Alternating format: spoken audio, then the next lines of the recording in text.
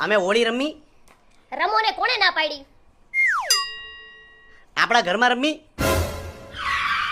આપણા ઘરમાં હોળી? તમારી બુદ્ધિ તો આ બુદ્ધિ ભ્રષ્ટ થઈ ગઈ ને. આપણા ઘરમાં તમારે હોળી રમવી? ઘરમાં ફુગા નાખશે ને ગુલાલ નાખશે, આખા ઘરની તમે પથારી ફેરવી નાખશો. કામ મળે તો હું છું જ, બધું તમારે કરવાનું જ.